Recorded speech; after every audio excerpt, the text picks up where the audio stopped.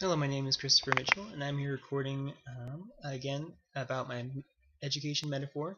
This time is applying the principles I learned in my Education 304 class. And so, I'm going to go through my metaphor in the order and apply principles as they apply to the doctrines and things that I have. And so the first one comes with the three different concepts: self-efficacy, self-concept, and self-esteem. And these will be applying in my doctrine of identity. Because identity is such an important part of my metaphor, because each student needs to know who he is and what he is capable of doing and what his potential is, it's very important to know to increase their self-efficacy, which is their belief that they can succeed at a certain task, as well as their self-concept, which is built up over time and help them to have a better understanding and a good feel of their self-concept, which is their self-esteem. As these things are built up, their identity will grow and increase and become even higher and even better. The next, and again going back to the next doctrine of eternal progression, since it's very important, since one of the parts of this doctrine I said was that the teacher, as a musician, or sorry, the conductor will ask the musicians their opinion on certain parts of the music.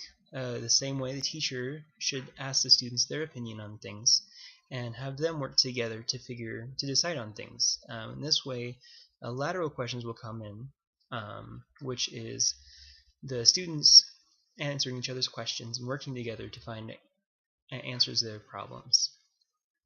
In the doctrine of eternal progression, we have the principle of the divine potential, that the students, that you need to help the students understand that they are the world's future leaders. And as such, it's going to be very important to use prototypes that are in their schema to help them understand this concept. You know, the prototype being that I'm giving them examples of ways that of people who have, from humble beginnings, become great people as leaders in the world. Very prominent people will be good because they be in their schema. For example, Albert Einstein is a very good example of someone who had very, very humble beginnings, but yet overcame his difficulties and became one of the leading scientists in the world. And we want to do this to help them avoid misconceptions about them being leaders. Don't want them thinking that it'll just all come easily just because they're part of this new generation, that they're going to be the new leaders. They have to know that you have to work hard at it. And so this also leads to another principle in the eternal progression, and that is what the last principle that I had in eternal progression, about only giving my strength when the student is unable to give his or her own strength. And that ties in directly with scaffolding. That's giving them the help that they need only when they need it. And it also comes into the zone of proximal development, because by judging what their needs are and when they need to have that help is very important. And so, as I judge if they are within that zone of proximal development, I'll be able to then scaffold them as they need to be able to continue to learn and grow. And I want to be sure to not over scaffold, because then they'll have learned helplessness and they'll always be asking for help without trying on their own. And then in that way they won't be progressing, they'll be halted in their progression. And then we have the doctrine of personal responsibility. This is a very important one. This is a very big part of my metaphor, I believe. And it deals with intrinsic motivation, having that desire to go out and learn, and realizing that it's up to you. It also deals with self-regulation and going out there by yourself without necessarily a specific assignment, and going out and learning and regulating your own efforts to learn. The first principle has inquisition, which again ties into intrinsic motivation, meaning that you have your own question that you want to know about, and you're motivated by yourself from an inner force to find out the answer. One way to help this with those who may not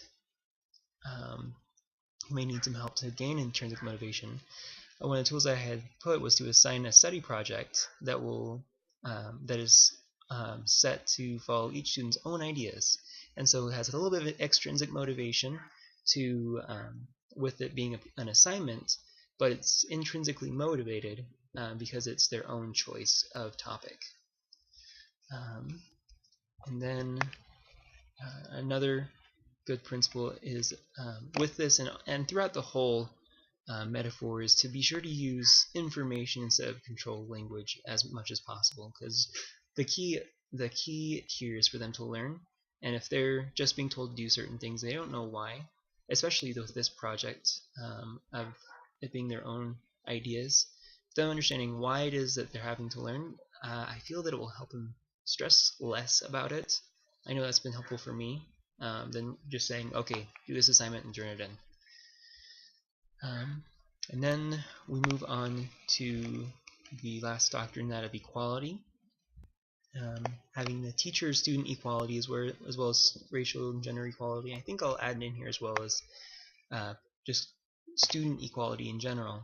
With this, it will bring back in a little bit of lateral questions where they all help each other. It will also include peer tutoring, where when one student knows something about the specific topic, they'll be able to teach another student.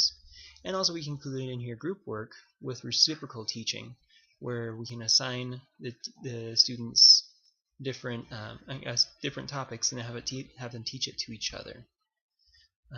All in all, these are some very good principles that I've learned in education psychology class, and I was really amazed to see how some of them fit exactly in with my metaphor already. So I hope you enjoy, and thank you so much. Have a good day. Bye.